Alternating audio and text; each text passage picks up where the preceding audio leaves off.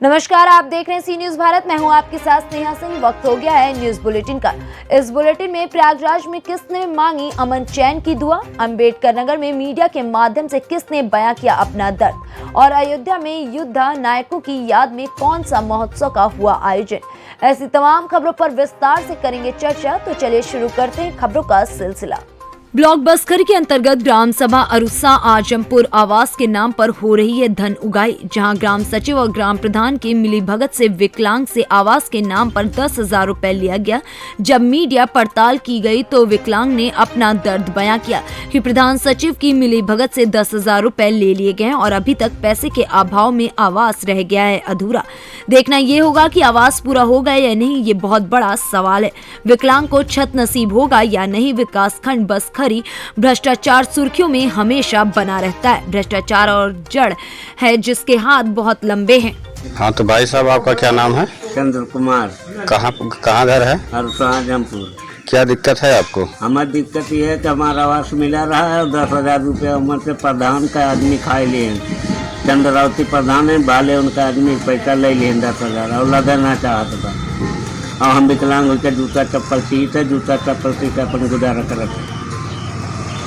तो क्या चाहते हो आप? हमारा घर लगना चाहिए, हमारा पैसा अगर सरकार दिया तो कौन होते हैं लेने वाला पैसा। अंबेडकर नगर से सी न्यूज संवाददाता अजय की रिपोर्ट। अयोध्या में डोगरा रेजिमेंट सेंटर की तरफ से राम की पैड़ी में 1971 के युद्ध नायकों की याद में अमृत महोत्सव का आयोजन किया गया। इस अमृत महोत्सव के तहत राम की पैड़ी में सेना के जवानों ने, स्कूली छात्रों ने, एनसीसी कैडेट्स के जवानों ने व्यापक सफाई अभियान चलाया।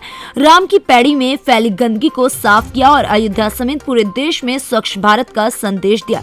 इस दौरान डोगरा रेजिमेंट के brigadier NV Nath, colonel Ankur Suhag, commanding officer Suraj Gorkha, battalion commissioner MP Agarwal और SSP शैलेश पांडे भी शामिल हुए।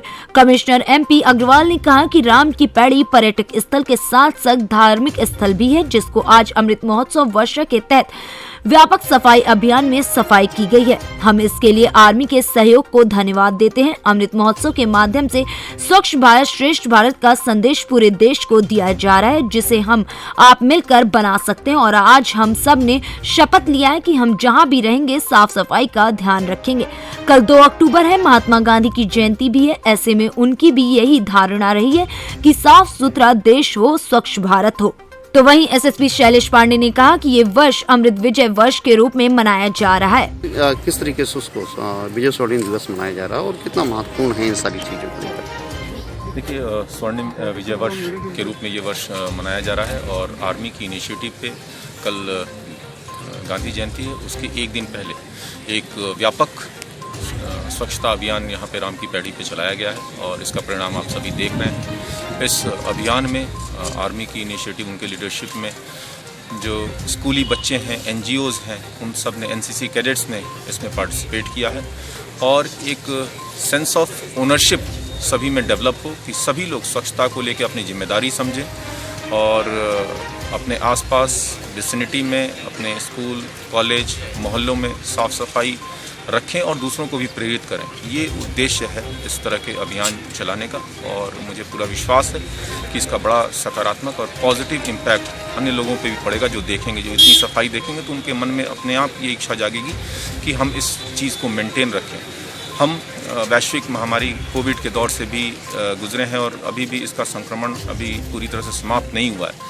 इसके परिप्रेक्ष्य में भी इस तरह के स्वच्छता अभियान बहुत ही अपने अहम महत्व रखता है और इस तरह के अभियान निश्चित तौर पे साफ सुथरा वातावरण के साथ साथ एक स्वस्थ एनवायरनमेंट भी क्रिएट करता है। Thank you sir, thank you. Vijay Swarnim Diwas मनाया जा रहा है, किस तरीके से मनाया जा रहा है? आज आपने देखा कि यहाँ पे राम की पैड़ी में कितनी कभी जो है जब लोग आते हैं तो गंदगी आती है, एकदम साफ़ सुथरा। और ये आर्मी का इनिशिएटिव है और I should congratulate army people कि उन्होंने यहाँ पे लोगों को लाए। बच्चे हैं, स्कूलों के महिलाएं हैं, उन्होंने आज काफ़ी सफाई की और सारे कूड़े आप देख रहे हैं साफ़ सुथरा हो गया है। और निश्चित तौर से ये एक हम लोगों के लिए प्रोत्साहन और उसकी बात है कि हम लोग को जो है ये सफाई हमेशा रखनी चाहिए। और यही आज शपथ भी ली गई है कि हम लोग जहाँ भी देखें आसपास, अपने कार्यस्थल में, अपने घर में कहीं कूड़ा ना फैलाएं और सफाई रखने का पूरा प्रयास करें। कल महात्मा गांधी जी का जन्मदिन भी है और उनकी भी यही धारणा थी कि देश में स्वच्छता रहे। आज की तारीख में सरकार का भी स्वच्छ भारत अभियान भी चल रहा है। इसके तहत स्वच्छता एक बहुत ही महत्वपूर्ण चीज़ है, जिसके कारण कई चीज़ें जो अपने आप उसके साथ जुड़ी रहती हैं, जैसे गंदगी है, जैसे बीमारी है, जैसे कई प्रकार की समस्याएं हैं, वो सब अपने आप साफ हो जाती हैं। Sir thank you. अयोध्या से सी न्यूज संवाददाता इंद्र बहादुर की रिपोर्ट।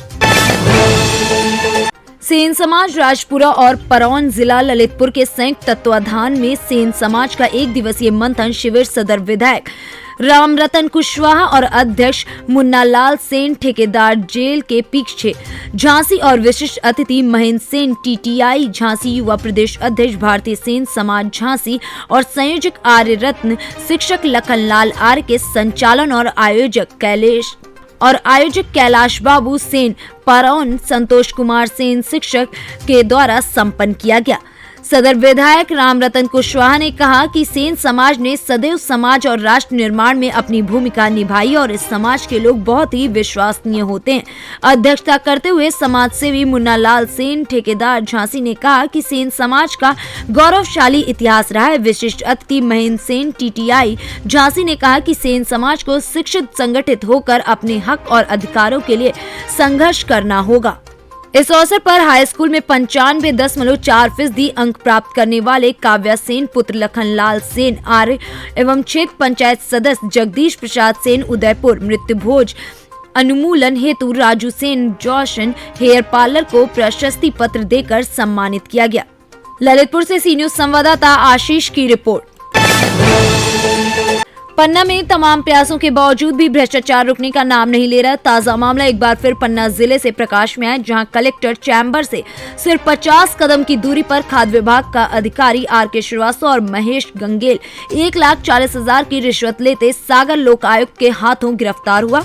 आपको बता दें कि ये रिश्वत हरदुआ खमरिया निवासी ध्रुव लोधी से पेट्रोल पंप की एनओसी के बदले में मांगी गई थी, जिस पर सागर लोकायुक्त ने दस्तखत करते हुए आज ट्रैप की कार्रवाई की गई। पीड़ित ने कहा कि परेशान होकर मुझे सागर लोकायुक्त के पास जाना पड़ा। इसी प्रकरण में 1,80,000 की रिश्वत पूर्व में अधिकारी को दी जा चुकी गई है। पेट्रोल पंप सैंक्शन हुआ था हरदुआ खमरिया में, उसकी एनओसी के सिलसिले में मैं यहाँ खाद्य ऑफिसर के पास आया था।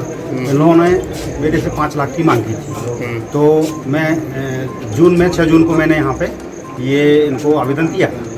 6 जून से लगातार 4 माह में अभी भी एनओसी ये नहीं दे पाए और ये जो है मेरे को परेशान करते रहे। इनने बोला कि आप 5 लाख रुपए दो तब आपकी एनओसी हो पाई। तो 1,80,000 में पूर्व में दे चुका 2 माह पहले। उसमें 30,000 रुपये बाबू जी को दिया था, महेश गंगेली जी, और 1,50,000 इनको। इसके बाद ये दूसरी किस्त जो दोबारा जो आज मैंने पैसे दिए हैं, इसमें 1,25,000 आर.के. श्रीवास्तव साहब को, फूड ऑफिसर हैं जो, और महेश गंगेले जी जो बाबू हैं, उनको 15,000 रुपये की राशि दी है। परेशान हो गया जी, मैंने काफ़ी निवेदन उन्होंने बना किया, लेकिन मेरे उस पर विचार नहीं किया गया। इन्होंने कहा पैसा तो लगेगा ही।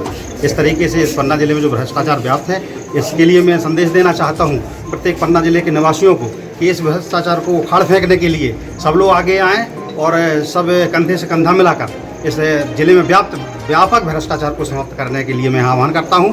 और मैं खाद्य अधिकारी और बाबू को गिरफ्तार किया है। हाँ, किसको? खाद्य अधिकारी और बाबू जी को, दोनों को गिरफ्तार किया गया है। एक मैं ताज़ा उदाहरण देना चाहता हूं। यहाँ पे एक एडवोकेट हैं बीपी लोधी, उन्होंने एक आरटीआई के तहत आवेदन लगाया था यहाँ। वो बेचारे 3 माह तक भटकते रहे और उनको आरटीआई की जानकारी 3 माह तक नहीं दी गई एक एडवोकेट को। फिर मैं आया, मैंने 5,000 रुपये बाबू जी को दिया और 10,000 रुपये आर.के. श्रीवास्तव साहब को दिया, तब जाके 1 पेज की आरटीआई की जानकारी प्राप्त हुई। आपका नाम क्या है? मैं ध्रुव सिंह लोधी, हरदुआ। पन्ना से सी न्यूज संवाददाता देशपाल की रिपोर्ट।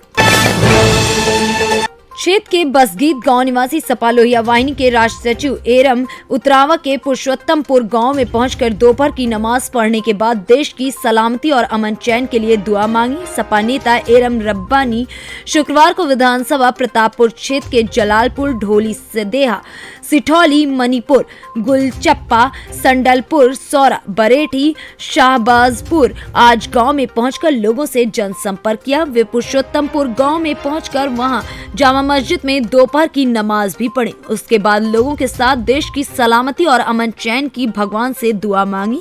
वे आने वाले विधानसभा चुनाव में अखिलेश यादव को मुख्यमंत्री बनाने को लोगों को संकल्प भी दिलाए। साथ ही साथ वे लोगों को उनके वोट का महत्व भी समझाएं और इस अवसर पर दर्जनों लोग उनके साथ में मौजूद रहे। वर्तमान समय में नेताओं के ऊपर से आम जनता का भरोसा उठ चुका है। इसको भरोसा दिलाने के लिए आप क्या कर पाएंगे? जी, आपने बिल्कुल सही कहा।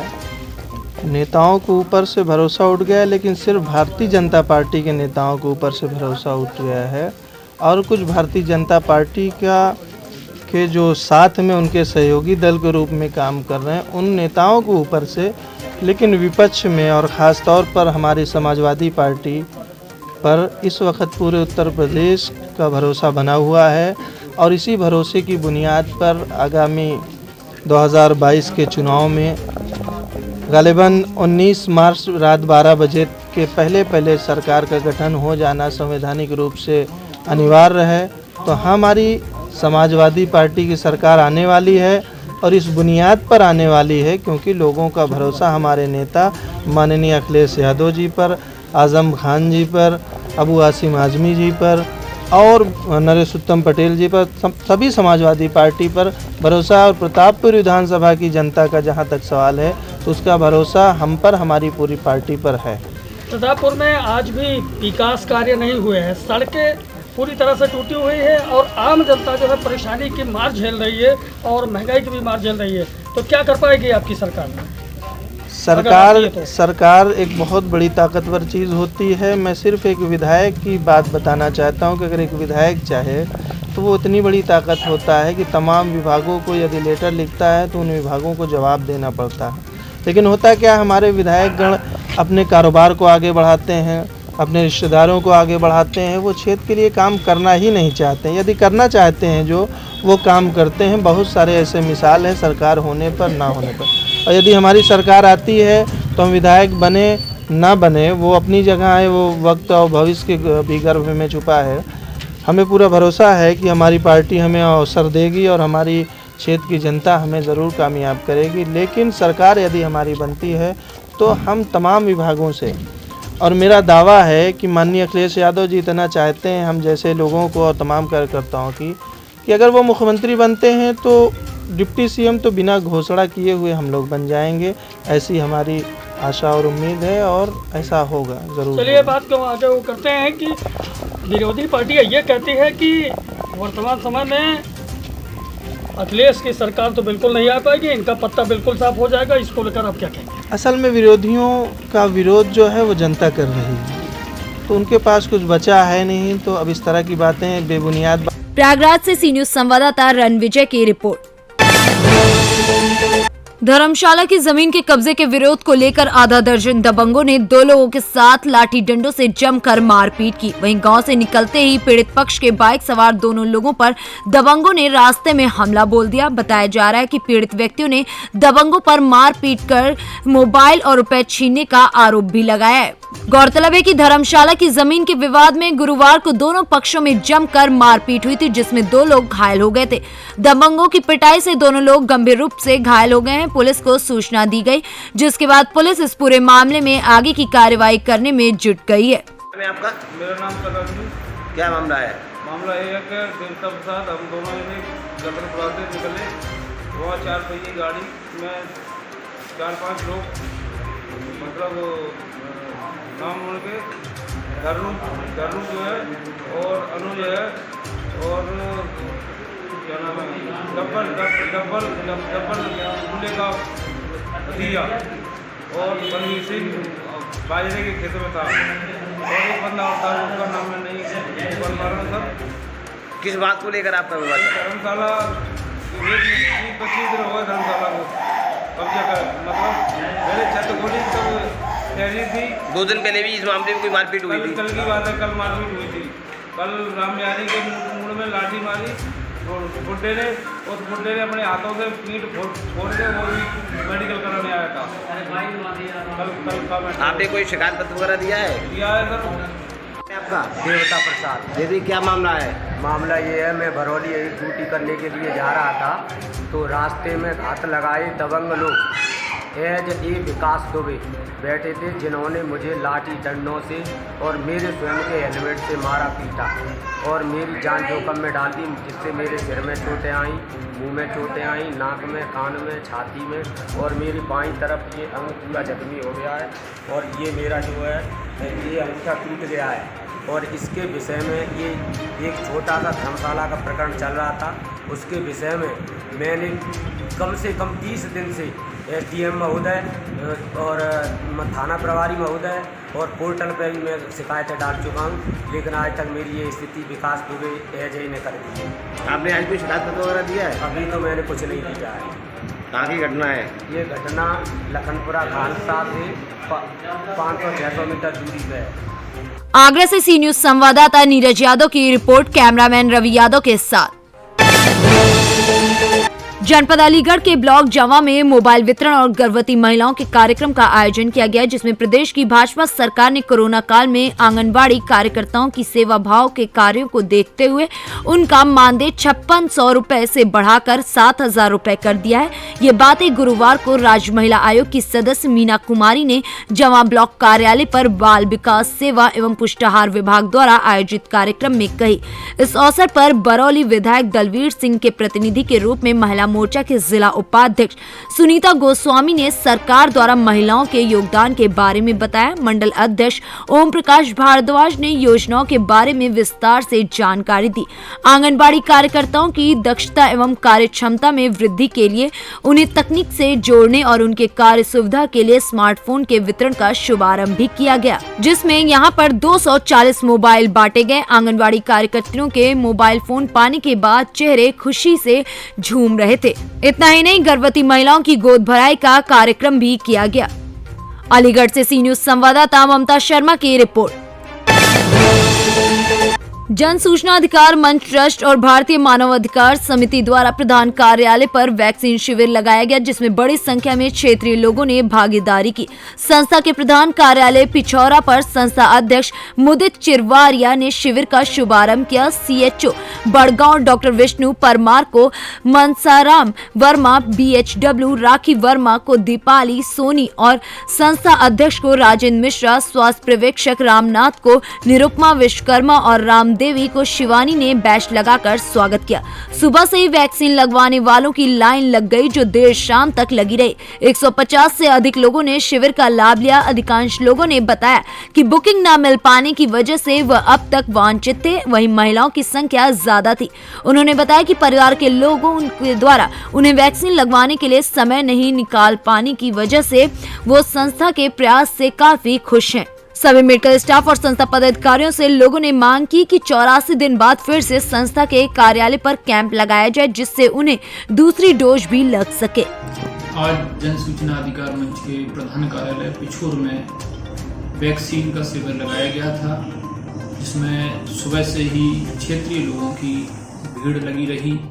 ये शिविर सुबह से लेकर देर शाम तक चला और 150 से अधिक लोगों ने इस शिविर का लाभ लिया। इसमें से अधिकांश महिलाएं थीं जो या तो काम की व्यस्तता के कारण स्वास्थ्य केंद्रों पर जाकर के वैक्सीन लगवाने के लिए समय नहीं निकाल रही थी, या परिवार के लोग उन्हें वहां तक ले जाने के लिए समय नहीं निकाल पा रहे थे। वहीं कुछ लोग ऐसे भी थे जो बार बार स्लॉट बुक करने के कारण स्लॉट नहीं मिल पा रहा था, इससे वो वैक्सीन से वंचित थे। आज उन्हें सबको वैक्सीन का डोज लग गया है।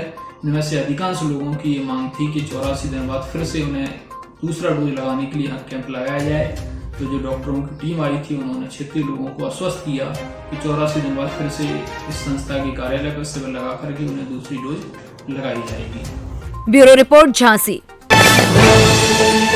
आज बुंदेलखंड क्रांति दल के राष्ट्रीय अध्यक्ष सत्येंद्र पाल सिंह के मुख्य अतिथि में और जिला अध्यक्ष बाबू सिंह यादव की अध्यक्षता में बुंदेलखंड क्रांति दल के कार्यकर्ताओं ने पृथक बुंदेलखंड राज्य आंदोलन के अनंतगत गांधी पार्क झांसी में धरना दिया। कार्यकर्ताओं ने बुंदेलखंड राज्य के पक्ष में जोरदार नारेबाजी भी की। इस अवसर पर राष्ट्रीय अध्यक्ष सत्येंद्र पाल सिंह ने ऐलान किया कि पृथक बुंदेलखंड राज्य निर्माण का आंदोलन अब थमने वाला नहीं है।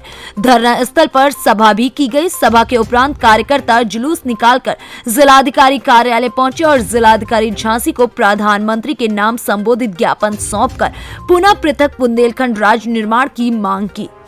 बुंदेलखंड क्रांति दल पृथक बुंदेलखंड राज्य निर्माण के लिए लगातार प्रयासरत है और हर महीने की पहली तारीख को हम बुंदेलखंड के सभी 14 जिलों में ज्ञापन देते हैं।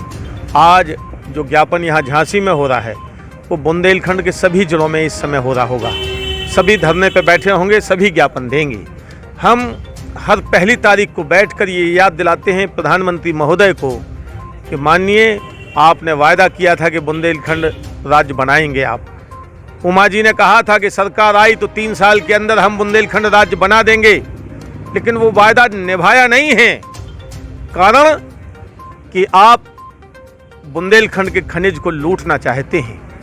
बुंदेलखंड का खनिज लूटा जा रहा है, हर बालू के खदान लूटी जा रही है, हमारी गिट्टी, मुरम, बालू सब की लूट है। हमारे बुंदेलखंड में आदमी के पास पानी पीने को नहीं है, किसानों के पास सिंचाई के लिए पानी नहीं है। हम परेशान हैं, जो शिक्षा का साधन नहीं है। एकमात्र बुंदेलखंड विश्वविद्यालय भी स्ववित्त पोषित है, जहां बच्चों से 50,000 सालाना फीस ली जाती है।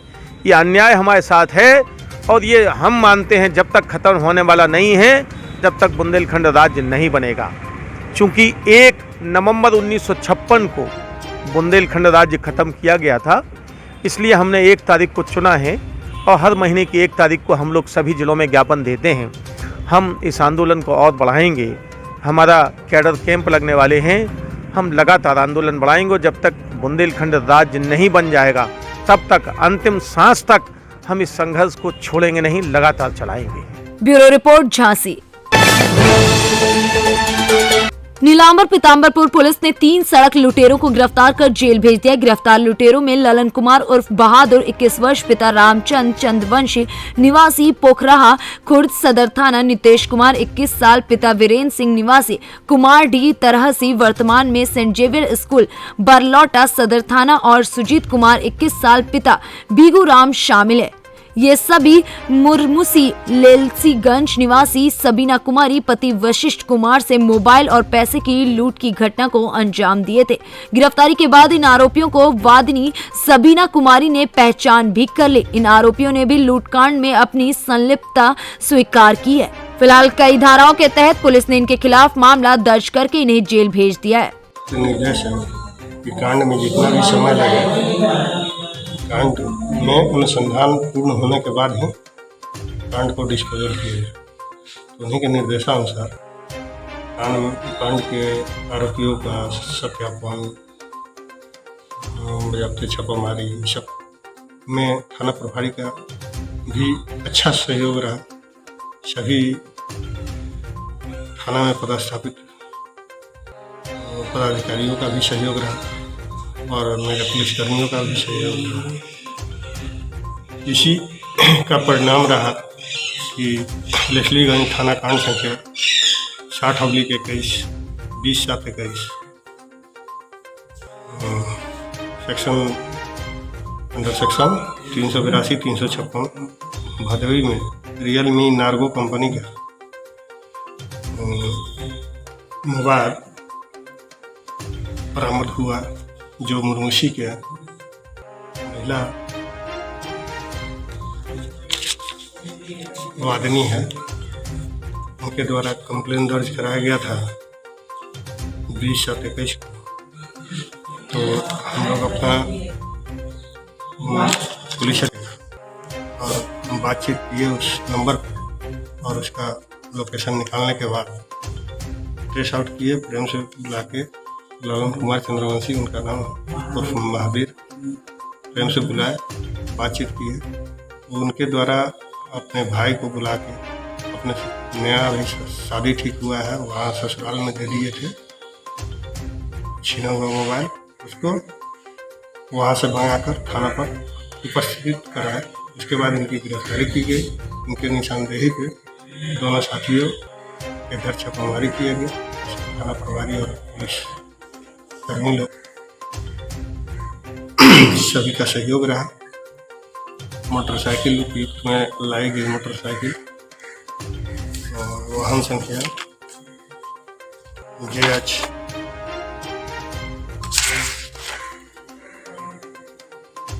03Y3955 बजाज पल्सर 220 का प्रयोग किया गया था। वो मोटरसाइकिल भी जब्त कर छाड़ के थी थाना परिसर में। कितने लोग गिरफ्तारी हुई है? 3 आदमी की गिरफ्तारी हुई। कहाँ के रहने वाले हैं? तीनों अलग अलग जगह के हैं, मतलब इर्द गिर्द के हैं। तीनों एक साथ पढ़े थे। झारखंड से सी न्यूज संवाददाता अवध किशोर राय की रिपोर्ट। आज राष्ट्र विद्यार्थी मंच फिरोजाबाद द्वारा महानगर के प्राचीनतम महाविद्यालय SRK PG कॉलेज में एक 2 सूत्रीय ज्ञापन प्राचार्य को दिया गया, जिसमें प्रवेश प्रक्रिया को पूर्व की भांति ऑफलाइन कराने और BA और BCom दोनों विभागों में सीट बढ़ोतरी कराने की मांग रखी गई। वहीं विद्यार्थी मंच के महानगर अध्यक्ष अनिकेत जैन ने बताया कि महाविद्यालय प्रशासन ने कोविड-19 प्रोटोकॉल के तहत प्रवेश प्रक्रिया को ऑनलाइन कर दिया था, जिससे कॉलेज में भीड़ भाड़ की स्थिति उत्पन्न न हो, परंतु प्रवेश प्रक्रिया में कुछ भाग ऑफलाइन होने के कारण कॉलेज में छात्रों की भीड़ भाड़ पूर्व की भांति बनी हुई है और इसके साथ साथ छात्रों पर ऑनलाइन प्रक्रिया होने के कारण आर्थिक अधिभार भी बहुत बढ़ गया है। बताते चलें, जहां पहले कॉलेज में दाखिला लेने के लिए प्रोस्पेक्टस 250 रुपए और वार्षिक शुल्क लगभग 2200 रुपए लिया जाता था, जो अब ऑनलाइन प्रक्रिया होने के कारण कंप्यूटर केंद्र वालों के द्वारा छात्रों से प्रोस्पेक्टस के लिए ही 400 रुपए और वार्षिक शुल्क के नाम पर 2450 रुपए तक वसूले जा रहे हैं, जिसको लेकर छात्रों में काफी रोष है। आज राष्ट्रीय विद्यार्थी मंच छात्र संगठन फिरोजाबाद द्वारा शहर के मशहूर कॉलेज SRK PG कॉलेज में एक ज्ञापन प्राचार्य जी को दिया गया है। प्राचार्य को हमने ज्ञापन के माध्यम से अवगत कराया है कि जो कोरोना के कारण कॉलेज में ऑनलाइन प्रक्रिया चालू कर दी गई थी, प्रवेश प्रक्रिया को ऑनलाइन कर दिया गया था। प्रवेश प्रक्रिया ऑनलाइन होने से छात्र पर करीब 400 से 500 रुपये अतिरिक्त भार बढ़ गया है एडमिशन प्रक्रिया में। तो हम गुरु से मांग करते हैं इस प्रक्रिया को ऑफलाइन किया जाए और कॉलेज में जैसा कि सबको ज्ञात है BA BCom में सीटें बहुत कम हैं। BA BCom की सीटें यूनिवर्सिटी द्वारा बढ़वाई जाएँ, जिससे जो छात्र दाखिले से वंचित रह गए हैं उनका जल्द से जल्द दाखिला हो सके। फिरोजाबाद से सी न्यूज संवाददाता दीपक शर्मा की रिपोर्ट। मड़ियाऊ रेलवे स्टेशन पर समाज सेवी जज सिंह अन्ना के नेतृत्व में छात्रों और रेल यात्रियों ने मड़ियाऊ स्टेशन मास्टर को 04383 जो प्रयागराज संगम से 7:30 बजे ट्रेन चलती है उसकी समय सारणी में परिवर्तन के लिए स्टेशन मास्टर को ज्ञापन दिया। रेल यात्री चाहते हैं कि 04383 प्रयागराज संगम से 5 से 6 बजे के बीच में चलाई जाए और 9 से 10 बजे के बीच में जौनपुर पहुंचे, जिससे छात्र की व्यापारी अधिवक्ता और यात्रीगण यात्रा कर सके और अपने समय का उपयोग कर सके। अन्यथा ट्रेन पर एक भी यात्री नहीं बैठेंगे तो रेल को कोई फायदा नहीं होगा और न ही जौनपुर की जनता को कोई फायदा होगा। जौनपुर से सी न्यूज संवाददाता राकेश की रिपोर्ट। छिबरामऊ तहसील के ग्राम सभा लड़ैता में प्रधान पवन यादव ने उप जिलाधिकारी और खंड विकास अधिकारी को प्रार्थना पत्र देकर अवगत कराया कि पूर्व से ही कुछ अपात्र कार्ड धारक हैं जिनके पास GT रोड लड़ैते में व्यवसायिक जमीन और ट्रैक्टर, बोलेरो, 2 मंजिला मकान आदि कार्ड धारकों के पास है और ग्राम सभा में कुछ निर्धन गरीब पात्र व्यक्ति हैं जो अपात्र कार्ड धारकों की कार्ड लिस्ट निरस्त किए जाने की आवश्यकता है और पात्रों को राशन कार्ड दिए जाने की भी आवश्यकता है। हाँ, आपका क्या नाम है? पवन यादव, ग्राम प्रधान लड़ैता। क्या समस्या है? समस्या हमारी अपात्र राशन कार्डों के संबंध में थी, तो मैंने प्रार्थना पत्र मैंने दिया था उप जिलाधिकारी महोदय को और एक खंड विकास अधिकारी को भी दिया, पर अभी तक उस पर कोई भी सुनवाई और कार्रवाई नहीं की। कितना समय हो गया? मैंने 4 तारीख को दी थी। मैंने 4/8/2021 को दी थी उप जिलाधिकारी महोदय। कोई कार्रवाई नहीं हुई? कोई भी कार्रवाई अभी तक नहीं हुई। उन्होंने उप निरीक्षक के लिए कर दिया, पूर्व निरीक्षक के लिए। कन्नौज से सी न्यूज संवाददाता महेश गौड़ की रिपोर्ट। प्रयागराज जिले के करछना तहसील गेट पर खड़े सांड ने होमगार्ड पर हमला कर दिया, जिसके बाद गंभीर रूप से घायल होमगार्ड को सामुदायिक स्वास्थ्य केंद्र करछना ले जाया गया, जहां गंभीर चोट को देखते हुए जिला अस्पताल भेजा गया। सारा उठा के फेंका है। कहाँ पर? थाने के सामने करछना? ये आगे थे ये पीछे थे, इससे पहले आया वो साड़ा और उठा के दो आदमी 6 फीट ऊपर से पटक दिया, सर के बगल आए उन्होंने। गंभीर चोट आई है। कभी जो बाल उखड़ गया है, सर के बाल आए। ये नैनी थाने पर आपके साथ ड्यूटी कर रहे हैं? हाँ, दीनानाथ मिश्र। इनका नाम क्या है? दीनानाथ मिश्र। कहाँ के रहने वाले हैं? भगनपुर। है। प्रयागराज से सी न्यूज संवाददाता मंगला प्रसाद पटेल की रिपोर्ट। पूर्व में की गई वार्ता और ज्ञापन पर कार्रवाई न होने से नाराज अधिवक्ताओं ने आज एक दिवसीय धरना दिया। बता दें कि उपरोक्त धरना 12 बजे से 3 बजे तक चलना था, जो काफी अफरा तफरी और नारेबाजी के साथ खत्म हुआ। पूर्व में दिए गए ज्ञापन में मुख्य रूप संक्रमणीय भूमिधार द्वारा जो बैनामा किए जाते हैं, उनमें कुछ भूमि कृषि कार्य हेतु बंधक की जाती है। उनमें से कुछ बैनामों की दाखिल खारिज तहसीलदार, नायब तहसीलदार द्वारा नहीं की जाती है, जिस कारण वादिकारियों को अनावश्यक परेशान होना पड़ता है। जहां एक विधिक स्थिति का प्रश्न है, दाखिल खारिज किया जाएगा, बंधक प्रभावी होगी। बाराबंकी से सी न्यूज संवाददाता हयात की रिपोर्ट। फिलहाल इस न्यूज बुलेटिन में बस इतना ही। देश विदेश की ऐसी तमाम खबरों को देखने के लिए बने रहें सी न्यूज भारत के साथ। हर खबर आपके साथ, आपके हाथ।